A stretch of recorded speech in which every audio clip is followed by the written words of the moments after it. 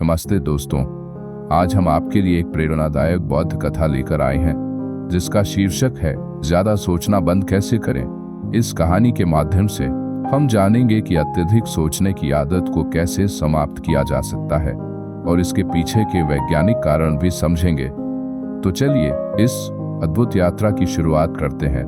बहुत समय पहले की बात है। एक छोटे से गांव में एक युवा व्यक्ति रहता था जिसका नाम था समीर। समीर हमेशा बहुत ज्यादा सोचता था। छोटी छोटी बातों पर भी वह घंटों सोचता रहता और इसी वजह से वह हमेशा चिंतित और परेशान रहता। एक दिन समीर ने सुना कि पास के गांव में महात्मा बुद्ध का आगमन होने वाला है। उसने सोचा कि क्यों न महात्मा बुद्ध से अपनी समस्या का समाधान प्राप्त किया जाए। वह तुरंत पास के गांव की ओर चल पड़ा। महात्मा बुद्ध एक पेड़ के नीचे ध्यान मुद्रा में बैठे थे। उनके चारों ओर शांति और समर्पण का वातावरण था। समीर ने उनके चरणों में झुककर उन्हें प्रणाम किया और अपनी समस्या बताई। गुरुदेव, मैं हमेशा बहुत ज्यादा सोचता हूँ। छोटी छोटी बातें भी मुझे परेशान करती हैं और मैं घंटों उन पर सोचता रहता हूँ। कृपया मुझे इस समस्या से निजात दिलाएं। महात्मा बुद्ध ने समीर को ध्यानपूर्वक सुना और फिर बोले, समीर, तुम्हारी समस्या का समाधान तुम्हारे ही भीतर है। तुम अपने विचारों को नियंत्रित करना सीख सकते हो। इसके लिए मैं तुम्हें एक कहानी सुनाता हूँ। बहुत समय पहले एक बड़े राज्य में एक राजा रहते थे जिनका नाम था धर्मपाल।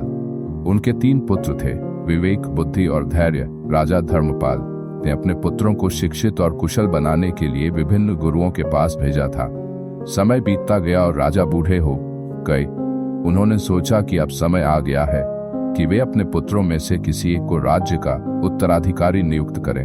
राजा ने अपने 3 पुत्रों को बुलाया और कहा, मैं तुम सबके ज्ञान और कुशलता को परखना चाहता हूँ। जो भी सबसे अच्छा उत्तर देगा वही राज्य का उत्तराधिकारी बनेगा।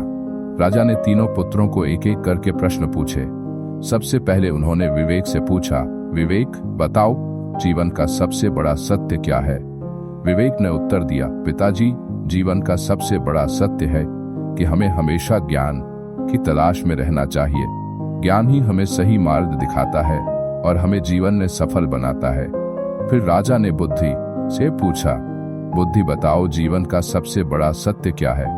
बुद्धि ने उत्तर दिया, पिताजी, जीवन का सबसे बड़ा सत्य है कि हमें हमेशा अपने लक्ष्यों की प्राप्ति के लिए परिश्रम करना चाहिए। परिश्रम ही सफलता की कुंजी है। अंत में राजा ने धैर्य से पूछा, धैर्य, बताओ जीवन का सबसे बड़ा सत्य क्या है। धैर्य ने मुस्कुराते हुए उत्तर दिया, पिताजी, जीवन का सबसे बड़ा सत्य यह है कि हमें वर्तमान में जीना चाहिए। भविष्य की चिंता और अतीत की स्मृतियों में उलझकर हम वर्तमान को खो देते हैं। वर्तमान ही हमारा असली समय है और हमें इसे पूरी तरह से जीना चाहिए। राजा धर्मपाल ने धैर्य के उत्तर से बहुत प्रभावित हुए और उसे राज्य का उत्तराधिकारी घोषित कर दिया। महात्मा बुद्ध ने समीर से कहा, समीर, तुम्हें धैर्य की तरह वर्तमान में जीना सीखना होगा।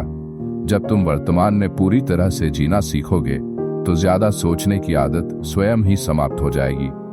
वैज्ञानिक दृष्टिकोण से देखा जाए तो जब हम अत्यधिक सोचते हैं तो हमारा मस्तिष्क तनाव हार्मोन जैसे कि कॉर्टिसोल अधिक मात्रा में उत्पन्न करता है। इससे हमारी मानसिक और शारीरिक स्वास्थ्य पर नकारात्मक प्रभाव पड़ता है। अत्यधिक सोचने से हमारी ऊर्जा का व्यर्थ उपयोग होता है और हम मानसिक रूप से थकान महसूस करने लगते हैं। महात्मा बुद्ध ने समीर को ध्यान और मस्तिष्क को शांत करने के अभ्यास का महत्व समझाया। उन्होंने कहा, ध्यान के माध्यम से तुम अपने विचारों को नियंत्रित कर सकते हो। प्रतिदिन कुछ समय ध्यान खर्च से तुम्हारा मन शांत होगा और तुम्हारे विचार भी नियंत्रित होंगे। महात्मा बुद्ध ने समीर को ध्यान करने की विधि सिखाई। उन्होंने कहा, समीर, जब भी तुम्हें लगे कि तुम्हारे मन में विचारों का बवंडर चल रहा है तो एक शांत स्थान पर बैठ जाओ और अपनी सांसों पर ध्यान केंद्रित करो। गहरी सांस लो और धीरे धीरे छोड़ो।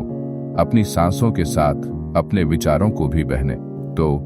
जब तुम अपनी सांसों पर ध्यान केंद्रित करोगे तो तुम्हारे विचार धीरे धीरे शांत हो जाएंगे और तुम्हारा मन स्थिर हो जाएगा।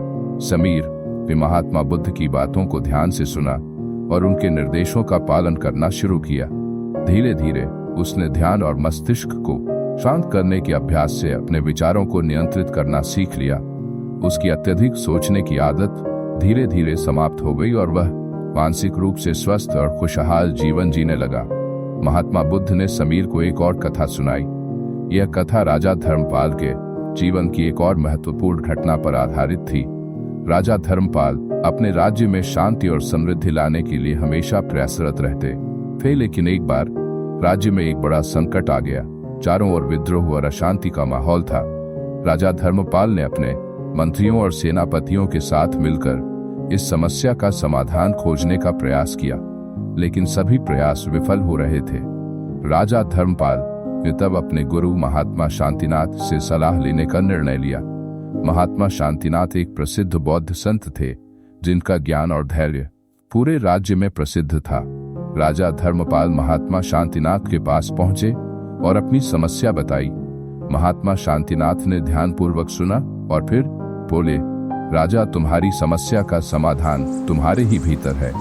तुम्हें शांति और स्थिरता के साथ इस समस्या का समाधान खोजना होगा।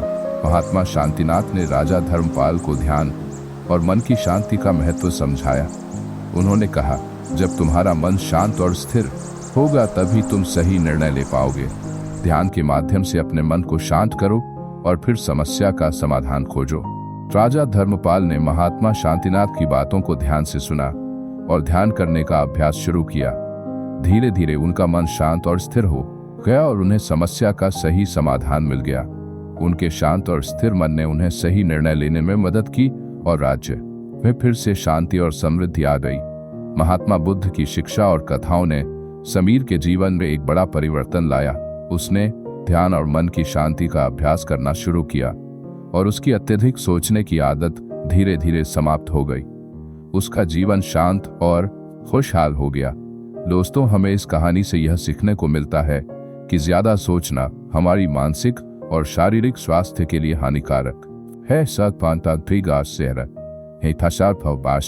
हमें वर्तमान में जीना सीखना चाहिए और अपने विचारों को नियंत्रित करने के लिए ध्यान और मस्तिष्क को शांत करने के अभ्यास का पालन करना चाहिए।